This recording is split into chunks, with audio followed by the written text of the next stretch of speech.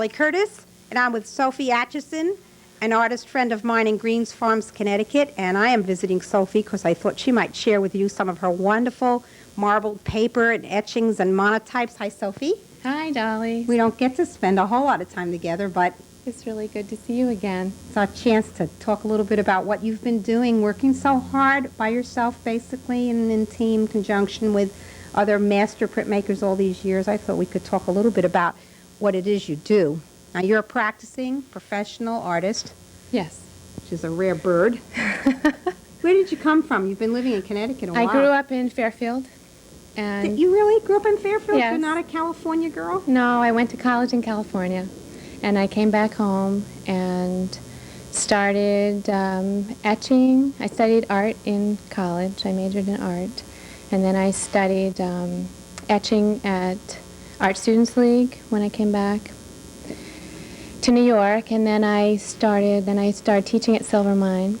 Silver Mine, was it a college then, at the Silver Mine Artist Guild? It was just finishing being a college, I think. This is where we met, I think. Yeah. You know, it's very brave, actually. Anybody who attempts as a young person to take an art degree and then go out and really live it and do it and earn their living that way, it's a very brave, and it's a wonderful thing. We need these people such as yourself so badly. It's been an adventure.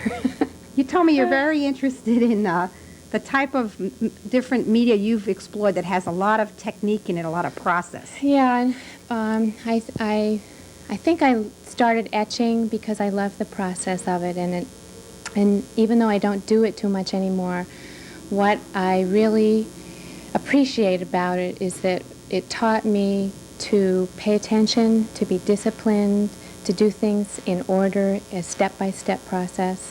And that is all really invaluable information for anything I've tried covers since. everything. Yeah. Can you tell me a little bit about this metal plate that we have here? Yeah. This is an etching plate, and I have drawn in all these lines, and then I've etched them with nitric acid. And then with the printmaking process, you ink the plate, and then you put a piece of paper on top of it and run it through an etching press. So this is very detailed, isn't it? Very detailed. There's a lot of work that goes into the finished product. But you have the plate, though, afterwards to make more and more. Yeah, so you can make more than one. And on a plate like this, I think you could probably make 100 to 150 prints. I've never done that. These are viscosity prints, and they have a lot of color in them. And they're very difficult, so I usually I don't think I've ever made more than 25.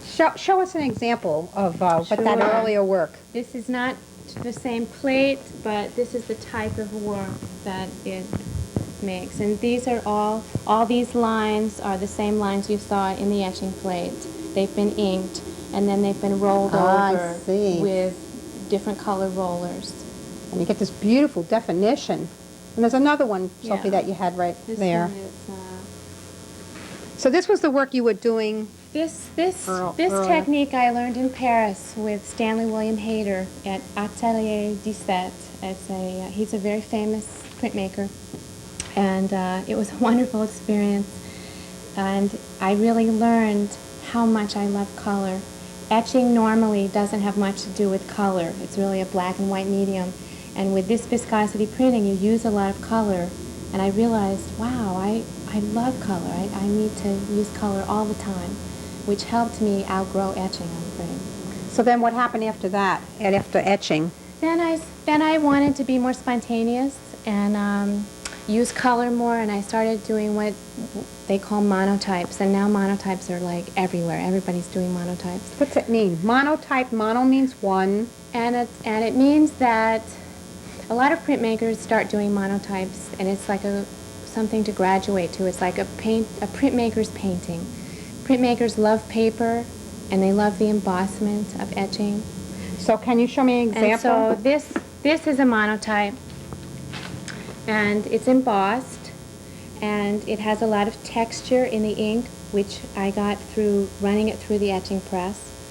And then after I'd done that, I added pastel later, like just orange, just pastel. There's some little gold leaf here. Yes.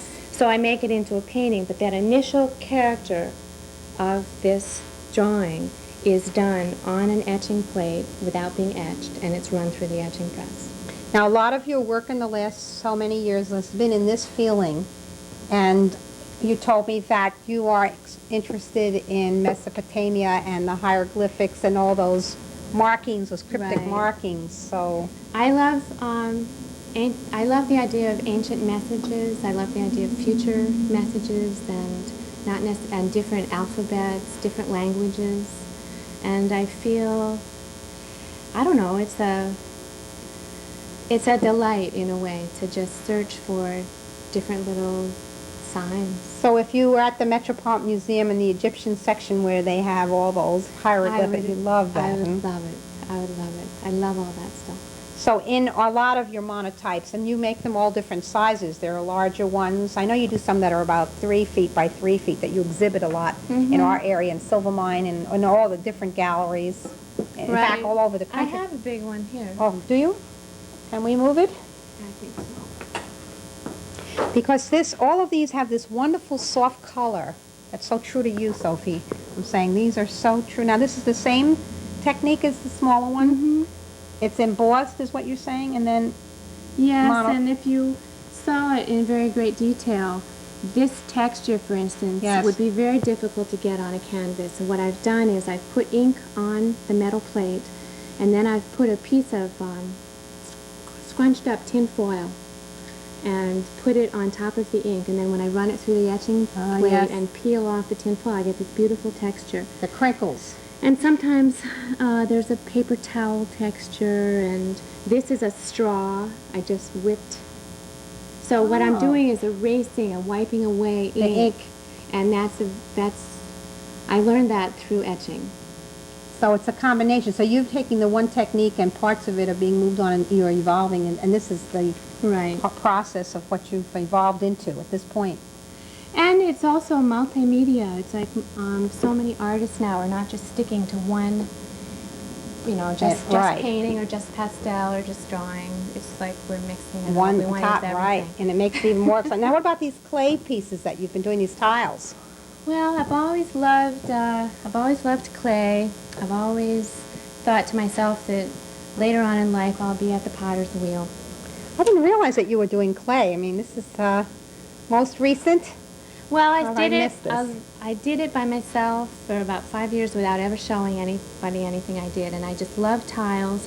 And I started using my etching tools to make these lines. So all these tiles are embossed. So if you rub your hand across them, you can really feel these different Oh, yes.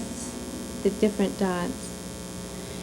And these too, I mean, my clay work, these images end up influencing my monotypes, and vice versa, the line work or the messages. Lately I've been liking architecture, I think. I've been making little cities or little tree houses. That's what's coming out of yeah, you lately? I guess. I don't know. There's a very wonderful, just a softness to all your artwork, and it comes through in you too as a person.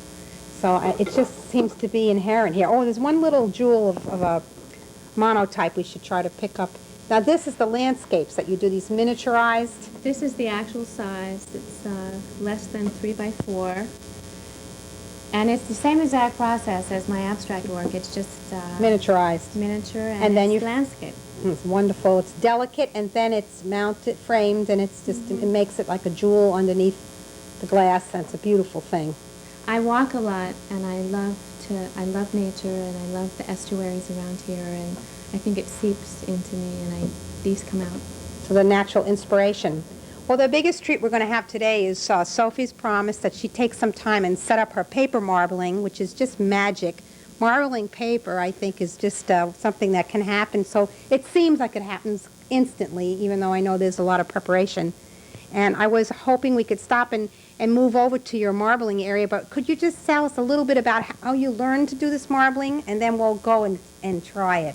I got into marbling because with my etchings, I got into the book arts. I wanted to make a little manuscript box for my etchings. You and want to show that? I actually have this. And it's a little box that I made. I took Bookbinding? I took bookbinding classes for about 3 years, and I made this little book. I made a lot of other little books too, but it has 20 it's etchings so in it. It is a beautiful. series. And then marbling is one of the book arts, and I was introduced to marbling through the book arts, and I got hooked, and I'm still doing it 18 years later. I love it, and I love to teach it, and it's a magical, magical thing, because even people that don't think they're artistic or they don't think they have talent can do it and love what they do and not make mistakes. Right, because you don't have to draw it, it just No, happens. it just happens. So will you put your apron on and take us into the messier part, and then we'll show everybody how to do some paper marbling? Sure. Great.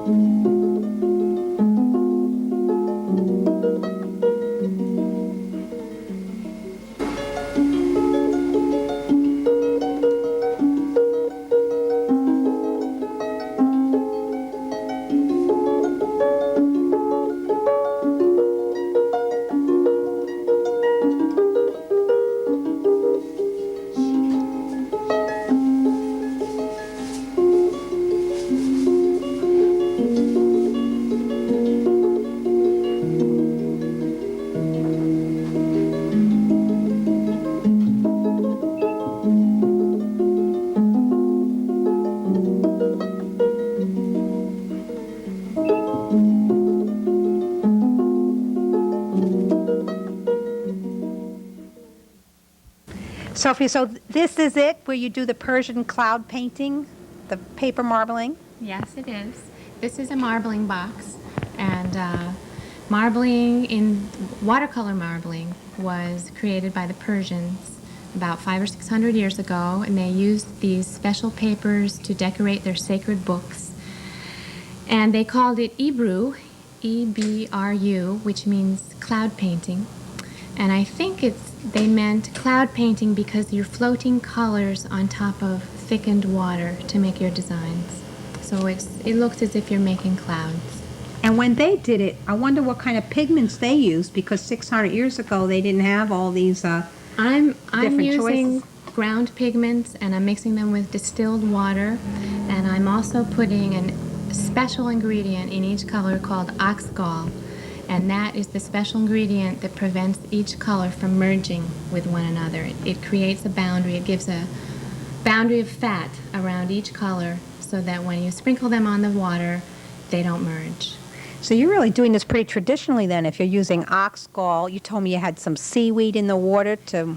The water is thickened with something called carrageenan, and it's seaweed powder. It's what's in ice cream to thicken it. Oh, really? It's Yeah. real gooey kind of It's stuff. very non-toxic. And the water has to be a certain thickness. The paints have to be a certain thickness.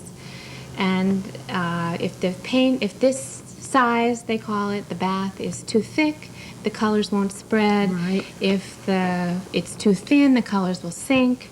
If there's too much oxgall, the colors will spread too much. If there's not enough, they won't spread enough. And it ends up being every color has to be very related to the other colors to make it work correctly. And the temperature of the room, I hear, has something to do with it, and if temperature and it's the dry or the weather. weather. Humid days are marblers' favorite days because things just, the air is softer, and I think everything merges in a softer way. Now, the paper, do you treat the paper ahead of time? I have to treat the paper with alum, which is a bonding agent. It looks like salt, and then I mix it with hot water and make a solution and wet each piece of paper. Each piece of paper has to be not dry, not wet, just damp. And it's a bonding agent. So it's when I rinse my paper, the watercolor stays on the paper. It doesn't run right off then, because No. that would be disappointing. Yes, and that's what happens sometimes when you put it on the wrong side. If you Oh, you only put this alum. on one side, and when I'm giving demonstrations in schools, we always put our initial on the back of each paper, because once the paper is damp, it's really hard to tell which side is alum. I see. So the initial side is going to be the back. Yeah. So you know whose it is. Well, let's Right. just see how this all happens. I see you have everything ready to go. Yep. First, I clean my palette. This is my canvas, even though it's water. And I take a piece of newsprint and I just use it as a skimmer. One, to get the dust off, and two, if I haven't used it for a few minutes, it tends to form a skin on it, and then it won't be receptive to my colors. I take my colors, and I made everything. I made these little whisks, and I have to stir them because the pigment settles. And I tap colors in. Is there a chance it may not happen? The colors, That it may not spread, or the temperature of this Sure. room could be? This black is working fine. I consider black one of the most temperamental colors, and I tend to use it first, and I let it spread to its own liking before I put another color on. Now, is this watercolor that's coming my way here? I'm getting watercolor. sprinkled. It's a watercolor and it will wash out. Each color that I put on, the next color has to have more muscle to make room for itself in the surface. If this blue didn't have more oxgall in it, it would shrink. So I'm putting these on in a certain order. And the black Wow. is shrinking as, see, the magenta has a lot of oxgall in it, so it's spreading. So it's pushing everything else out out. the way. It's making room for itself. Does this have a name to it, this particular pattern? I know there are some traditional patterns. Right now I'm making the simplest pattern, which you see it's called the stone pattern, and it's what the Turkish people used.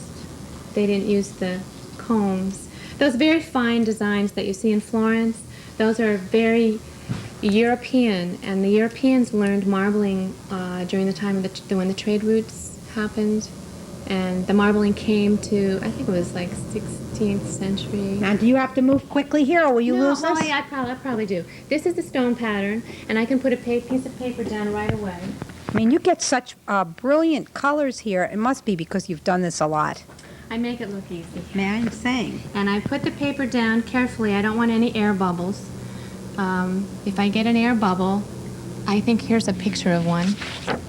You get a little white spot. Right. And the color doesn't adhere. In marbling, they call that a pig's eye. It's a pig's eye. Yeah. Now I take out my rinsing board. And I'm going to lift up this piece of paper, and we'll see what we have. It doesn't take any time at all. It's instant. Ooh, look at the magic. The magic that just happened. It's great. So you see all the colors. See, I used black first, and even though it was spread out over the whole It's almost- bath first, it shrunk. But it's the most intense color because of that, too. Then I rinse it. To take off any excess? Yeah, just to take off some of this thickened water. And then I hang it up. And that's it? That's it. That's it. Now I'm ready for my next piece. Of course, there's lots of preparation that goes into making that, even though that only took... You made it look easy. Preparation is very, very difficult, and there's one marbling book. The first line was, "Marbling is not for the faint of heart," and there's a lot of fussing, and A lot of I've done it fussing, for many years, and I have a feel for it. You know, it's like when I put down a color and it's not moving right, I just stop right away. You know, and I know that it wants to be put down with another color. It's like you get to read it. There's certain signs. Now you're going to take that all away? Now this is how I clean it. And because this water is thickened, this newsprint just lifts out this paint. And then I do it Wow. twice just to cover myself. And I'm ready for my next piece. Now the next time I do this, I'll use a feather. And this is the feather. You chase geese around. Is that what Yeah, you do? I collect them at the beach. Yeah. So you're a person who likes the fact that Canadian geese are around. Yeah. Gotta back up a little here. So put black on again. We'll use the same colors, and you'll see that the more I activate the surface with feathers or combs, the more pastel it gets. The boldest design is the stone pattern. Those little brushes you're using, they are what, straw that you've made little brushes? Yeah, there's you can make them out of bulrushes, or you can cut up a broom. Okay, looks like, that's what it looks like, a broom. These are brooms, but I have some from bulrushes too. They last a really long time if you take care of them. Wash them. Okay. Now when I do a pattern, I try to get full coverage, and that looks good to me. It's like it's a saturated surface, and so there's my stone pattern. And I could put my paper down, but I'm going to use my feather.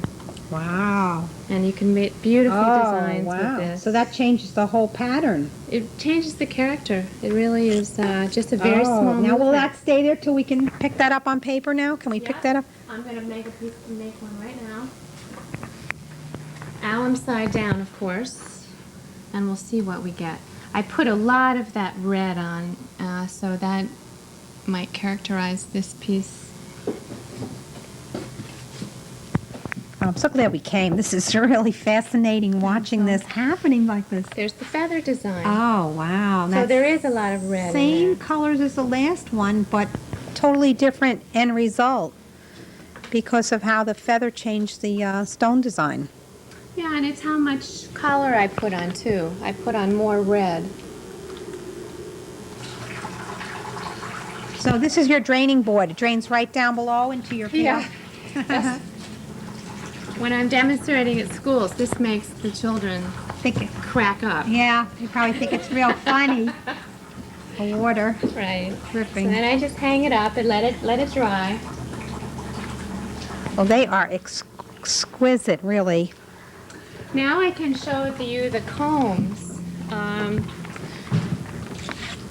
I made all of these combs. Make them out of needles and Corrugated cardboard. yeah, and then I just put polyurethane on them. So they'll hold up longer. Right. And the combs were really a European influence. The Persians didn't use the combs. Now, all of this excess in this bath, that all could be picked up on little pieces of paper. Definitely. But we're losing it now because you're going to clear this away. Okay, well, go ahead. And you could also put a piece of paper here. It would be fainter, but there would be a space in here, and you could write a poem. Write a poem or paint something later? Because this is a book art, because marbling is a book art, it looks beautiful with calligraphy. It looks beautiful with letters. Because that's what it all started. Right. It was originally done together. And there's some beautiful pieces that marblers make now that are one of a kind that have writing on them. So they've taken it. I know someone that does 2 and 3 surfaces on top of each other. She lets it dry and then remarbles it. That's my favorite thing to do. I have a lot of remarbled pieces, and the colors stay transparent, and it looks as if you're looking into a stream or a creek or something. The surfaces build up one on top of another, and you can look down in. Yeah, Right, it's I a love beautiful that. thing. Okay, we'll start over with our sprinkling. I have to stir up each color before I start. Sprinkle it on. Is this technique called anything? This The sprinkling? hitting it with the stick routine. Well, the stick definitely helps it give the momentum to, if I was just going like this, it's not like I'm not getting enough out there. So this really shocks it off. And I like to do it at eye level. Sometimes I end up being down here, but it really should be done like this. And we'll see. See, each time I put a color on, everything moves. And they're not merging because I have that little layer of fat around each color. Now see, I dripped, and I'm going to get a big design there. Okay. But you have to work with it, I guess. Yeah, However, well, what'll happen is this particular part of my paper will be a little more yellow. To get those beautiful designs that you think of Florence, the very fine designs, this is what you do. You always do 4 strokes. And so you go down once with this wide tooth comb, and it looks like arches or hearts. Then you go back up through the middle, and it looks like a chevron. wow. And I could put my paper down at any time. And take off the chevron pattern, but you're not going to. But I'm going to go further. Then I do the same thing across, make an Wow. arch, and then make a chevron. So every one of those would have made it beautiful. Truly, that is very true. Then I take my fine comb, and basically what those 4 strokes do is homogenize my big drops of color so that when I use this very fine-tooth comb, it won't drag. Oh, so if you're not going to move that again. It's Yes, so beautiful, one more though. time. I would love to have that even, oh, you're going to make it finer. Oh, that is magic right there happening before my eyes. Oh, wow. And then we'll put a piece of paper down. I do hope everybody was able to see how that changed. That was just incredible. Well, you'll see it when it lifts up. So these patterns have names to them, don't they? I mean, if you're just... Yes, this is called non pareil, which is French for unparalleled, which is... So you're really just redoing a technique that's been done for hundreds of years. They would have been doing the same thing Yeah. 500 years ago Yeah. and coming to the same result, just different colors and whatever the Right. temperature and the paints were. And marbling became popular in Europe because it coincided with bookmaking. And books were becoming more and more popular. Leather was becoming scarce. So these beautiful papers from the Far East, they were like, wait, we need them, because we need to cover our books. So they covered their books, not just the inside They did covers? the end papers, End which is papers. the inside papers. They did the covers. I have some samples of some that I've done myself with my own papers. And they also, they just used it instead of leather. Now today they're using it how? Using it They're using it for everything. Everything. There's a revival. Artwork. Lampshades. Earrings. Right. Boxes, wrapping paper, wallpaper. There's a lot of machine copied, I see marbled. that it's marble become designs, and sort it's- of diluted all the way Yeah, down, and this yeah. isn't really diluted. What you're showing me, This is is- fine. this- Sophie, what fun that was to do. I'm so excited about it, taking this home and have my own original first time. You made a beautiful piece of paper. Well, I can't say it was anything more than all your wonderful preparation and having us that made this happen for me and for everyone. It's just great coming here. It's enchanting here in your studio. Well, I'm really glad to have you, and I'm really glad you were interested in seeing this. I love to do it, and I love to show people how to do it. How to make paper. How to make marbled paper, and how to have fun. Well, you sure are having fun, and it's just, you're just wonderful, wonderful, skilled person at this. I knew that. That's why I came. Thank Sophie you. Acheson, thanks so much for having me today. Thanks for coming, Dolly. It's great to see you.